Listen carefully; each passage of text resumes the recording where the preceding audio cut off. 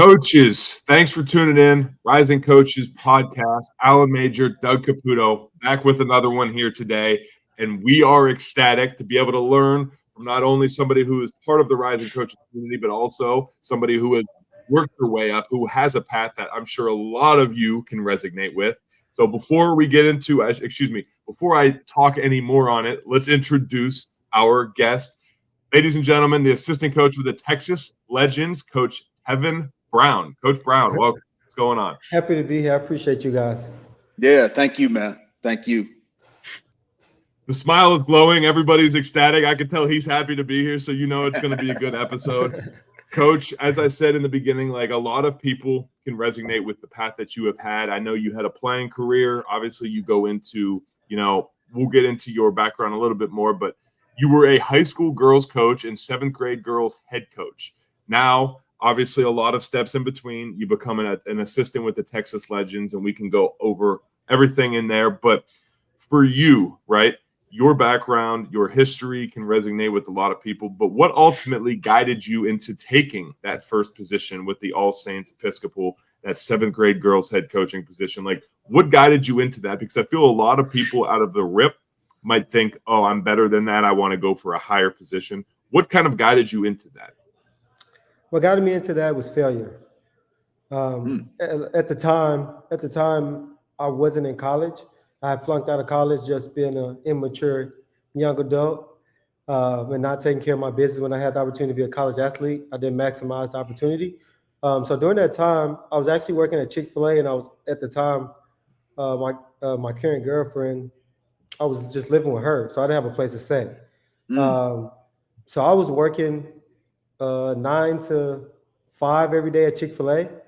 But at the same time, I was working out every day trying to get back into school and take care of my academic issues, but also take care of my game. So when the opportunity comes, I'm ready.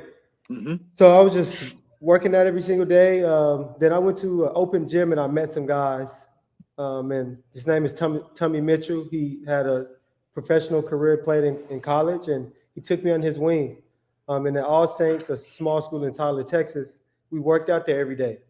Then at the time, one of his friends, like we know all connections, and then we all connect the dots. One of his friends was dating the head coach of All Saints women's team. Then she loved my energy. She loved what I brought to the gym.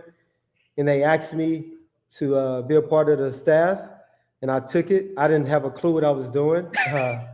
It was just pure out of love, but at the same time, it gave me a free gym to work out every day. Wow. So I took the opportunity. It gave me an opportunity to grow as a coach, as a person, and I had no idea what I was doing. It was just out of pure love and joy. You know what's amazing, man? You were in failure can put you in a dark place. Absolutely. Like you had this opportunity, and then you feel like it slipped through your fingers there for a while, and then that dark place creates a lot of uncertainty. Absolutely. And you don't know what's on the other side of that uncertainty. Yeah, absolutely. But one of the biggest things that coaches can do, and we don't have it enough in our profession, is when someone is in a dark place, hand them a candle. And these All Saints people handed you a candle in the dark. Think about that, man. Like, I mean, your confidence is shot. You feel like your opportunity is shot. You're hoping that there's another crack at it. If you can recover academically, and then obviously get your game right and earn the right to maybe have another chance. But somebody hands you a candle in the dark, man, and look at what happened. The funny thing is, my first job was apartment complex. Did not want to do it. My mom was like, make some easy money. I was a leasing agent at an apartment complex. No idea what I was doing. No idea how to sell an apartment. No idea to have a conversation with somebody to get them to buy an apartment. So my daily job was just to ride around on the scooter, look nice, and put stickers of water maintenance or whatever they needed to be done at the moment. Then Chick-fil-A was actually my second job that I ever had in my life. So I was at Chick-fil-A, no idea what I was doing. I just know I had this love for basketball. and Chick-fil-A was my way of getting back into basketball and obviously building connections with people. But Chick-fil-A offered me an opportunity because I was in a very uncomfortable place that I had to accept. And Yeah, for sure. through those dark moments, you have to, I mean, it's easy to say find your passion, but it's hard to find your passion when your passion is taken away. And my thing, I always joke to people, a lot of people go to school for books. All I knew was basketball. My parents raised me as books and ball, but for me, it was ball, and more ball. And so I didn't know any other way but to find a way to play basketball. Yeah. So that's how it all led. And it was a great opportunity, have fun, met a lot of great people. No, That's yeah, crazy. thank God for those All Saints folks, man. That's amazing. Absolutely. Yeah, absolutely. Wow. All it takes is that one person to take a shot on you, right? I know we always say, but the amount of people you go around, you shake their hand, you shake 100 hands, as long as it takes that one person to say, you know what, let's go for it. That one person could change your life, and that's All Saints right there. But then they, as we know, like you had a playing career at Texas at Tyler, University of Texas at Tyler. But then that's ultimately the first college position. So I'm assuming you knew the head coaches. That's what kind of led you into the college atmosphere. But then you go PGC, Point Guard College, Skills Distancing Club, Winnipeg Sea Bears, and you're slowly moving your way up. And then Texas Legends, here we are in the NBA, right? Yes, sir. But that first position, I want to stay on that because that I really think people will, resonate with this truly. But what was the mindset in that position? So now we know what kind of got you into it. What was the mindset into it, knowing that this isn't where I want to be long term, but this is what I have to do to be able to make it to where I want to be? Yeah, absolutely. And also knowing that you really didn't know what you were doing. So like that's a whole nother mindset. So it's kind of two mindsets in one, Yeah, for sure. Yeah, for sure. No, it was for me growing up. I never wrote down goals or dreams. I just wasn't that kid. Again, go back to the point of ball, and more ball. I used basketball. I grew up in the park playing basketball. I had amazing cousins and a friend group around me that coached me and taught me basketball. So that's all I knew. I didn't have a dream growing up in a small town, Pine Bluff, Arkansas, 50,000 people, probably way less today, but never met a professional athlete. Never knew anything about NBA basketball. Really, I watched it on TV. And my favorite players were Allen Iverson, Gilbert Arenas, and Kobe. So that's really all I knew about professional basketball. So I didn't really have any real dream of working in the NBA. So I never really had a plan. So I just got into coaching. Lewis Wilson. I credit all of my foundation coaching wise to Lewis Wilson and who I am as a coach and what the role he played in my life. Again, when I was at my darkest moment, he laid the foundation for me. So he was actually on his coaching visit at UT Tyler. He was coming from Grand Canyon as an assistant. He was interviewing for a D2 head coaching job. And again, I was trying to get back into school, and I was using the gym every day to work out. So during his visit, I was on the court at the time. Again, perfect place, perfect timing. I was writing in my book, tracking my workout. And I remember the first time I met him, he was like, "What are you writing in your book?" So I had my book in my bag, and I was like, "Sure." I was all my workouts for over the last 2 years of me trying to get back into shape. And I was consistent, right? He had a 2 or 3 day visit. I was in the gym every single day. Then he got the job. Then he got the job, and he called me into his office, and I was just around him every single day as a player, every single day in his office. He had his office. I was sitting right in front of him every single day. And over time, he gained trust, and I played for him. And that was a very, very unique experience. Wow. Because he was a point guard. He held point guards to in my mind, I was like, there's no way I can be good enough for you, ever. I can't do anything. I can't do anything to be good enough. So, but he held us to that standard every single day, the way we walk, the way we talk. If you didn't approach it with enough energy, he told you, get some juice about yourself. Let's get going. And that led into me coaching. So I hung around him every single day. And one random day, I was in his office. He was like, "Tevin, come here. Come file these papers." And boom, that was my job interview for my first job. I started filing papers, and I somehow ended up on his staff. And he taught me the game. And he told me two things, right? The first thing was he coached because he was coached. And that's the reason why I coach. He coached me every single day as a man, as a leader and as a person every single day. He coached me. Wow. It don't matter what I was doing. I could be tying my shoe. Why are you tying your shoe so that slow? Like urgency. Then the second thing was, if you care enough, one day you'll be good enough. Wow. And just building that foundation in me as a man. Like, as a father, if you care about being a good father, you're going to be a good father one day. If you care about being a good student, you're going to be a good student one day. And if you want to be a good basketball coach, you care enough, you're going to be a good basketball coach. And he laid those two things into me from early in my coaching career. And I'm sorry for rambling, but that was No, man. those were like Come on, key, man. those were like key moments for me. Then the last one, the third thing was be a pro. And that's every single day. Be a pro. Prepared, responsible, organized. Do your work, take responsibility of your work, take care of your business, then have systems in place for every single detail. So he's an old school, he got the binder, football coach type style. That's right. football type style. I had one as a player and I had one as a coach, and I worked for him. And he told me, no matter where you go, take these binders, and whenever you get your head coaching opportunity, you have the foundation to build a great program if you care enough. So that was my beginning, and that's the foundation he laid into me, and that carries me on today.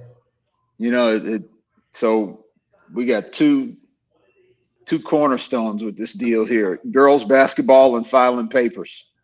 Absolutely. You know? So like none of us ever know how it's going to turn out, but like absolutely. The biggest thing you said there, and we talk about this a lot on here, is like he saw it in you before you saw it in yourself. You know, and so the All Saints people hand you a candle in the dark. He gives you another candle in the dark in the form of another opportunity and a second chance. Like we can feel the emotion coming through your voice about this guy, because like, listen, you know, you're working out, trying to get back in shape, you know, trying to get right academically and all the stuff and still not knowing how it's going to play out. Like if he doesn't get that job, if somebody else comes through the door, who knows? Absolutely. And one challenge he gave me, he sat me down in his office, because again, I was smart, but I didn't equip myself all the time when it comes to school. I did enough to play basketball. And that was my way of telling my story, because at the time as a kid growing up, and even in college, I didn't talk a lot. So my emotion was showed through my energy and passion on the basketball court. So that's how I expressed myself. He sat me down in his office, and my challenge for that summer was, if you want to be on this basketball team, you got to get a 3.2 GPA in summer school. I was taking 3 classes at the time. And I sat down in front of him. I was like, I got you. Just solely because of how much he cared. And even he learned my name first, and that goes, we know how important that is. Somebody learns your name. Even on the basketball court, you go to the court and they be like, I got Allen today. You feel good about yourself. Like, okay, they know me. They know me. He learned my name. And through that connection, he connected Tevin with Tevin Campbell. So every time he saw me, he saw, can we talk? And he would dance, and like, it was like a mutual connection. And it made me feel safe as a young guy that was looking for like that connection. Yeah, for sure. And I knew I could trust him. I knew I could trust him. A lifeline. I knew I could trust him from that moment. And I got the 3. I ended up getting like a 3.5 in summer school, and boom, I was back in school. I was back on the team, and it worked out perfectly. How about that, man? That's incredible. That's awesome. I mean, I have to say too, with all due respect, I'm sure working at Chick-fil-A, seriously, probably taught you some things too, because that place is a well-oiled machine. That's the one thing I got to say about the workers there. They are a well-oiled machine. They got it down on how to treat people, no question. No, they do. No, absolutely. They do. It's amazing. How can I serve you today? How can I serve you today? They're very particular of every single detail. Because I worked in the back, right? I didn't talk a lot, so I wasn't the biggest people person yet. So they didn't put me out in the front for my pleasures. So I was. So you didn't grow the my pleasure. No. I was in the back on the bread table, buttering up the buns, dropping fries. Very detailed job and very particular, but it was a great time. Great time. Yeah. That's awesome, man. Though. To see that growth. And then let's fast forward a little bit. Okay, now you're stepping into the Winnipeg and you're stepping into Texas. Like, how did these positions come about? Obviously, there were steps, point guard college skills distancing club, that have helped you excel from one to the next. There's a lot of people and a lot of coaches I'm sure you met, especially doing the player development with that, all of those. But like, how did these positions ultimately come about for you to be able to take those next steps? Perfect. Great question. Summertime grind, sweat equity. I would say Jacksonville, Florida. Small gym, storage unit actually with Will Cummins and Peyton Seaver. Those are my first two clients. That's where skill distancing comes from, social distancing. So we was in the gym working out, and the rapper Little Baby has a song, Social Distancing or something like that. I can't remember. And Will Cummins was like, we could just start a skills distancing club. That's going to be the name of your brand. I was like, perfect. That's dope. Came out of COVID. So through that journey with Will Cummins, we got into our small gym because it was kicked out of our other gym. Got to our small gym. And Mike Taylor, the head coach at the current time, he was the head coach of Poland national team. And he wanted Will Cummins to get dual citizenship to be a part of the team. And I was working out with Will Cummins at the time, and Mike Taylor came for a week of workouts, and we was working out every morning at 5:45. So it was like some dedication to it in the middle of the summer in Florida, hot. We didn't have AC, so it was just pure grind. So from you better work out early. Absolutely. So no AC, 5:45, 6 o'clock in the morning. He loved the workout. He watched me. Current NBA guy, made the connection. He taught me NBA terminology. The things that the lights went out. I'm sorry. That's all right. You probably just need to move a little bit to kick it back on. You might have to. Yeah. 1 second. I'm sorry. And so Mike Taylor, he came to the workouts, was teaching me terminology. We built a connection. He kind of mentored me over time as I was going through the training bits, and we stayed connected. His first job in Vancouver, Canada, I wasn't ready because I had just started working with Tyler Relph, so it was my first time around high-level basketball, high-level professional, so I turned it down. I wasn't ready. Then the following summer, after I got with the Texas Legends, I went through that year. He hit me up again. So we're in like the January area of like 2022, and I was ready. I was like, love it. Perfect opportunity for me to grow my voice as a coach. Perfect opportunity to meet new people, get in front of new people, and just learn again, get those reps, be in the arena. Then from there, it took off. Then to the Texas Legends. And that's what I tell young coaches trying to get into the business. Add value to the coaches that you're wanting to connect with. If you want to grab people's attention, bring value. People value people who bring value and have answers and move. And that's another Lewism, as we call him, Lewis Wilson, sayings is move the mountain. Like coaches, head coaches, assistant coaches love people who move the mountain. So his thing is solutions. Always find solutions. And that was my mindset with Mike Taylor, with Texas Legends. Their assistant coach, Alex Serta at the time, reached out to me. Was like, are you interested in being a head video coordinator, player development coach, due to my value I was bringing on Twitter with the plays and sets, and also the player development stuff I was posting on Instagram. It wasn't a self-promotion. It was just pure, I'm bringing value. I'm not getting paid. I don't want any money. It's for pure love and joy and to connect with people. Then again, I wasn't a big talker at the time.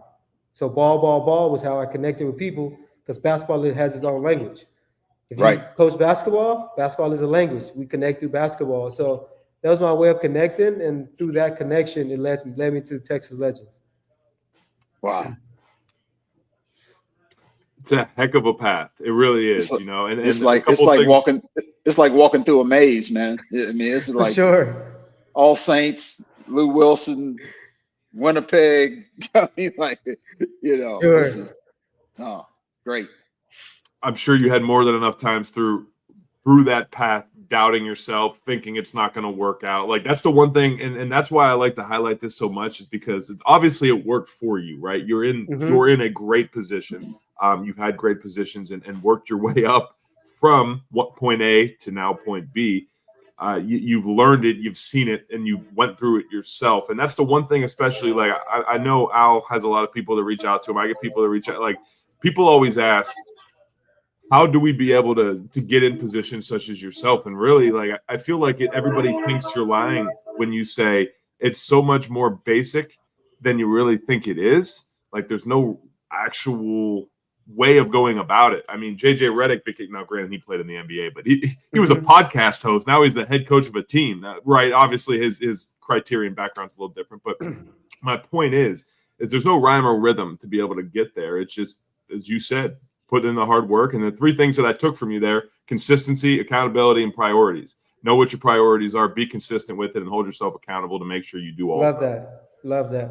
Mhm. Love that. And I think the thing with JJ Redick as well, to speak on that, the thing about JJ Redick, he put himself in front of people and created value by or being able to articulate clear messaging during games and through a podcast. Mhm. So even though quote unquote lack of experience, he showcased the knowledge. And people Right. value knowledge. Like people value a bright mind, people value ideas and outside the box thinkers. So if you're outside the box thinkers and can constantly bring new ideas, people are going to love you and track to you. And you're going to have haters or doubters or however you want to phrase it. But the thing is, stay consistent with bringing ideas and helping people find solutions. Yeah, and his work ethic was impeccable because people, 16 years in the league, I think is what he played. And Absolutely. I mean, if you ever watched his pregame workout alone was like, Doug, I mean, just Google it sometime, Doug, because I'm sure people probably got it on YouTube. But what he would do pregame in that 30 to 45 minutes before tip off, I've never seen anything like it. I saw it live, but one year, I think when he was with the Clippers. And so, no, you're right. I mean, he really stepped into that thing and hit the ground running. So did a great job. And to that point, Alan, I'm sorry. Go ahead. To that point, Alan, for so many people, those habits you forge in the fire will carry you into your next journey. Whether if it's as a player, the habits you build as a player will carry you on. Because I can't remember who said it. I think it was Brazzi. I can't on you all's podcast, but Coach Brazzi, yeah. They were talking about when you're hiring people, you're not only hiring people, you're also hiring their habits. So NBA players that has a strong work ethic, whatever they do after playing, those habits are going to carry them on for the rest of their life. 100%. Yeah, no doubt, man. Yeah, no doubt. It's weird to say it, and you really don't think, you're like, no, this isn't true. You form around the people that you're around, and especially coaches. I mean, you're around your team, you're around your coaches religiously, right? Absolutely. Like 7 days a week, at minimum 5 to 6 days a week, probably for at minimum 3 to 4 hours a day, right? And that's just minimum. Now, obviously, depending on the position, and like that's just for me being D3, I don't necessarily see my guys during the summer as much. But like higher levels, like with you guys, you're around probably 6-7 days a week. Your habits that they have ultimately start to form around your habits, and you don't notice it until after some time. And then I've noticed myself talking like previous people that I've been with, and I've caught myself have to be like, all right, you got to try and form your own identity here. I've caught myself a couple of times. Absolutely. Yeah. You know what happens though, Tev? Like this is the thing we want everybody to pull from this pod is this right here. Your first sentence was talking about failure. Now, at the time, felt like the worst thing that could ever happen to you because you would put all your basketball eggs in quote unquote one basket. Now that you're looking at all this in the rearview mirror, probably the single best thing that ever happened to you because your habits now had to flip. Things had to change. Like you literally had to restructure your own habit base from the ground up. Absolutely. Not only to get yourself to be in position to be in front of Coach Wilson, but then those habits had to get his attention for him to believe that you were committed enough. And that doesn't happen unless you had failed and the gun got kind of in a healthy way put to your head. Absolutely. To have to reform and reshape your own habits. So what ended up looking like the worst thing that could ever happen really ended up being the best thing that ever happened because it made you change. Like it made you look at things differently. You had to look at ball differently. You had to look at yourself differently. You had to look at life differently. And it literally, like, it made you change. But then here comes Coach Wilson and sees that commitment. And all of a sudden you're filing papers in the office, and here we are. Absolutely. You know? So for sure. That's what I hope people pull from this when it's all said and done. Like, you have just run your own race. It's easy to look around and see what other people were doing, but had you done that, you wouldn't have had the focus to stay locked in on what you were doing. You had to keep your head down and nose to the grindstone. It was the only way you were going to make it. Yep. So let me ask you this. Well, go ahead. Yeah, to that point, I love Bane. Bane versus Batman. I love Bane. I'm a huge Bane guy. I love everything about Bane. And the quote that always sticks with me was, "You merely adapted the dark. I was born in molded by it." And that's the mindset. Because I think, especially coaches, everybody follows the success story. And before we succeeded, we failed. And I think that needs to be said more in coaching, because even the greatest coaches failed at some level. Every year, everybody's gonna pull the plays, pull the sets from the team that won the championship. But sometimes in my mind, I go back and be like, let's go watch the worst team in the NBA or college level and see what they're doing. And you still gonna find some amazing ideas, because there's some really smart people and some really good basketball players out here in this world. No question. All levels. Absolutely. No doubt. Or you could see what they're not good at, and then you could say, well, that's probably why they're not good right now. This is one reason. This is one reason. And I feel like, truthfully, the seasons where we weren't so successful on teams that I've coached with, I feel like I've learned way more from those seasons, just because it's like, you now know, okay, this doesn't work. When you're learning what works, you don't really expand. You don't have to learn more because you already see what's working. But when you're losing, you're like, we have to find alternative routes. We gotta look for different things. I feel like that's when you start to learn and take away more the most. That's a great point. No doubt. Good. So let me ask this, right? Kind of taking this all full circle in a sense. Going from 7th grade girls, bunch of stops in between, to now being a G League coach. And again, the only reason I keep bringing this up is because, like as we're saying, this is phenomenal to be able to have this. And you've obviously are I don't want to say you've made it to where you want to be. Obviously, I'm sure you're a young coach. You're going to keep growing and have more steps that you'd like to have, but you're happy and consistent where you're at now. Was there something that you have learned coaching those girls that may apply to being with the G League players now? Yeah, absolutely. Understanding people and being adaptable. Those are two things that don't change. One, you're coaching girls that are in their maturity age, going into teenage. Then the high school girls are going into like the young adult stage of being 17, 18, leaving college. So identity, I don't want to say identity crisis, but we're trying to find ourselves. And then again, another Lewism is coach people, teach basketball. Help people, guide people through life, show and explain how to play basketball and execute what you want them to do. And those things stay consistent. And they're consistent due to the fact that in the G League, you have guys that their ultimate dream is playing NBA, right? And now they're sent off their path and they have to go through the G League. And the thing about the G League is you have to be consistent with your habits. We talked about it because you're not directly aligned with your dream right now. That's how you feel. We're human, all right? Human nature, feel it. Like it feels like I'm off the track. And you just have to constantly help players and my 7th grade girls. Remember, keep the main thing. Have fun and love basketball and connect with people. That was always my three things. And 3 things that we always talked about at the college level was recruit talent, develop talent, then graduate talent. And it's the same thing for my 7th grade girls and my G League guys was we got to evaluate / draft talent because we have tryouts in 7th grade girls. Are they good enough for the team or no? The G League, NBA, you have to draft. Do they have the talent to be on the team? The second one is develop, right? 7th grade girls, you have to make the 8th grade team now, 8th and 9th grade team. Are you good enough? The G League guys, now how can we get you to a 2-way, E10, or a call-up for a 10-day. Mm. Then the Yep. last one is to advance, that goes into develop. Once you develop, winning and advancement happens.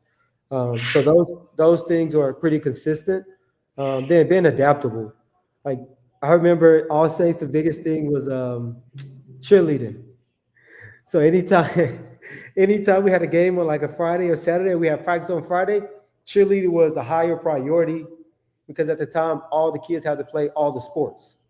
So like you did 4 days, you did 4 days of basketball already.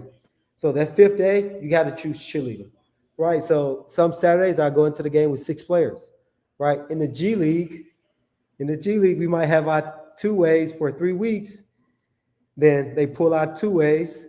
We don't have the 2 ways. Now we're down to 10. Now we have G League injuries. Now we enter the game with 8 players. So how can we adapt our game plan, our strategies, our plays to connect and fit with the guys we have? Because now you're playing guys that normally don't play sometimes. And now as a coach, you have to be adaptable with your game plan, your subs, and those things to make it all connect and work.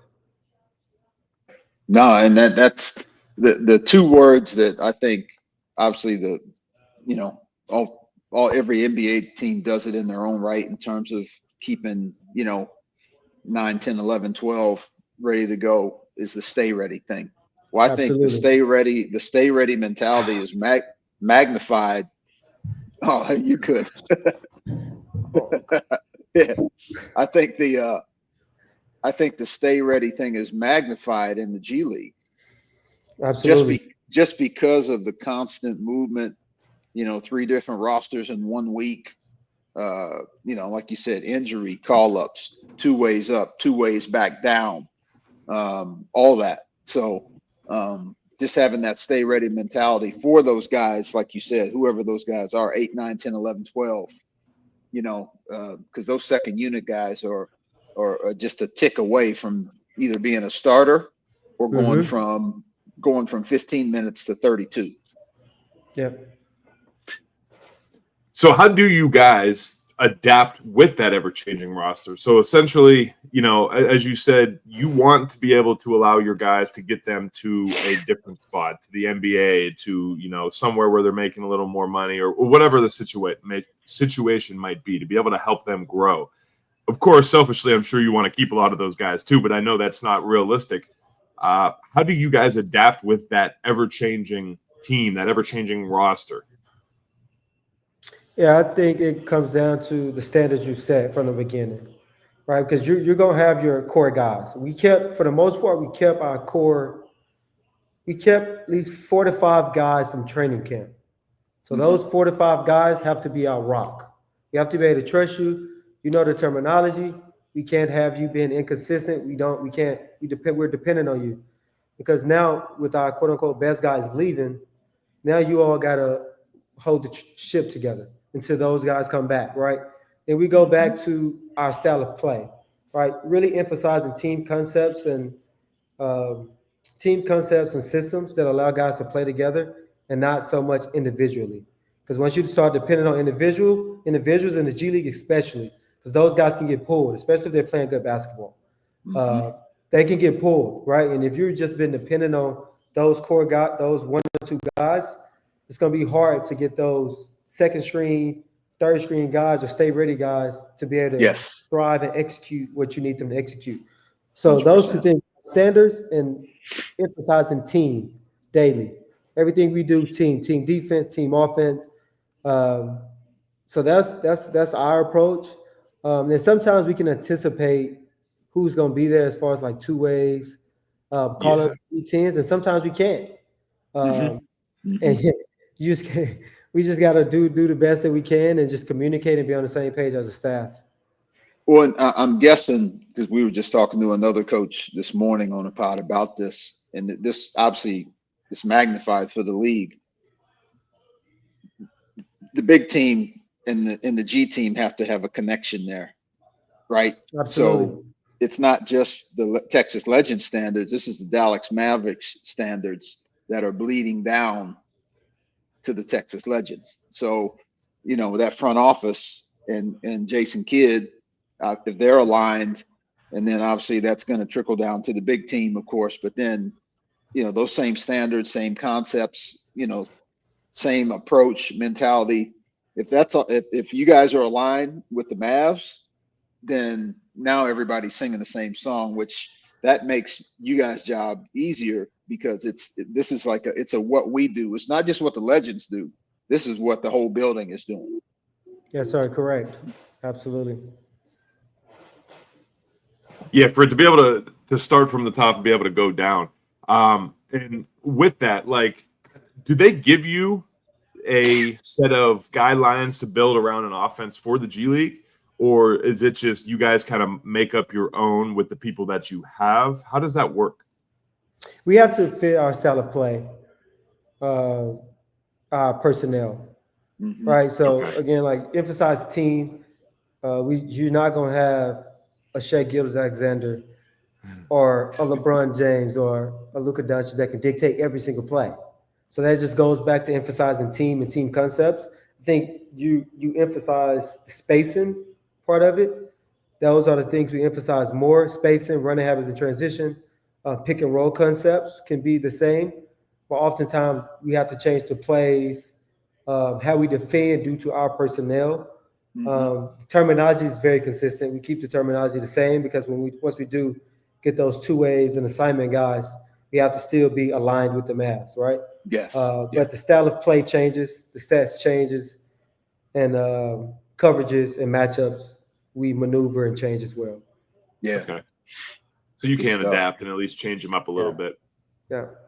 Yeah. Oh, that's got to be awesome, especially for you too, to be able to learn the ins and outs of a program such as that too. To be able to, like, Dallas Mavericks, heck, that'd be one of those dream spots that I'd love to be. I've always been a fan of Mark Cuban, I have to say, but regardless, just being with the Mavericks, yeah, seems like it. Watched a lot of Shark Tank, so I seen him on that end too.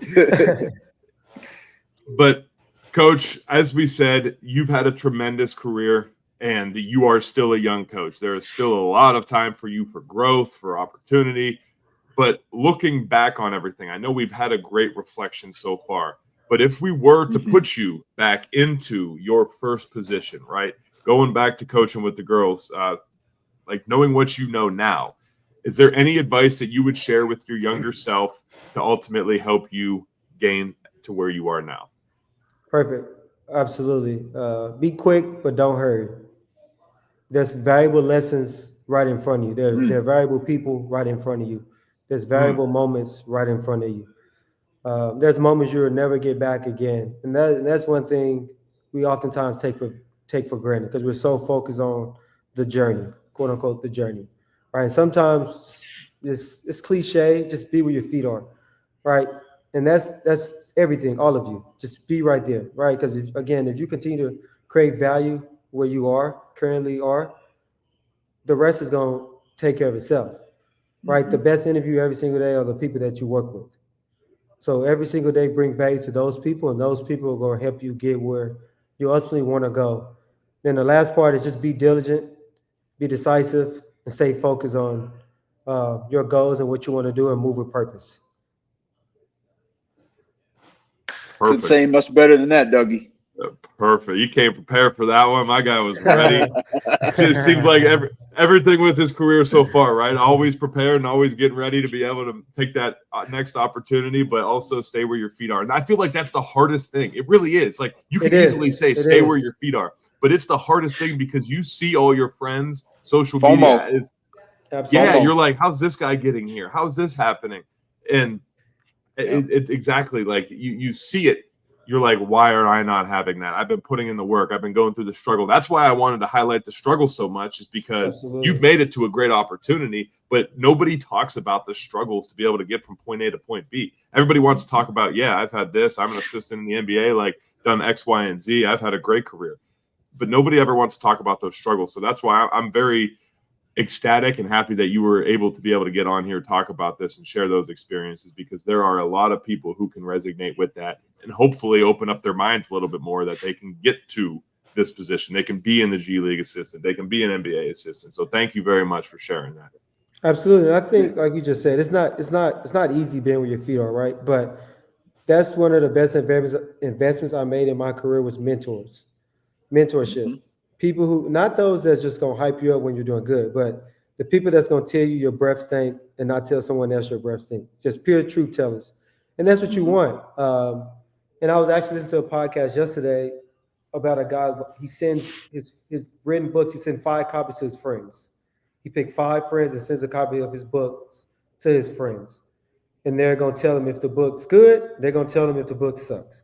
And when it's not, if it's not good, he has to go back into the arena and rework the fire and get better and find different ways to articulate his message.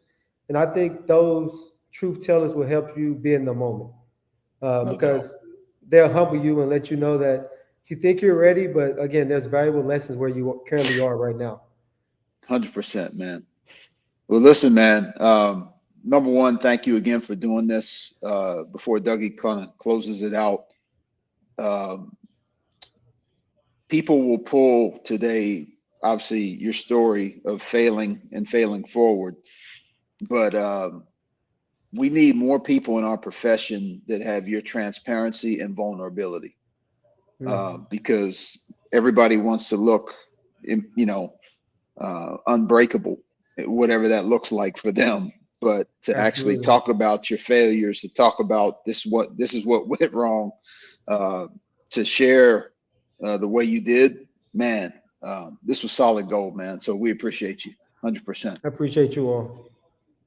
Yes, sir. No, to be able, like I said, I know I keep harping on it, but just you being able to be here and talk about this it's wonderful for everybody to be able to hear, right? And we are, No doubt. I know me and Al always say, but everybody always thanks us for it. And then we're like, no, we're thanking you because you guys take time out of your day. Like, this is what we enjoy, but you guys taking time out of your day with your busy schedules, being in the NBA, like having a lot of things going on and moving parts, for you guys to be able to take 45 to an hour, whatever it might be, just to be able to chat with us and be able to get back to the game. That everybody always needs more people like you and anybody else in these seats. So thank you for being able to share with us and have an opportunity.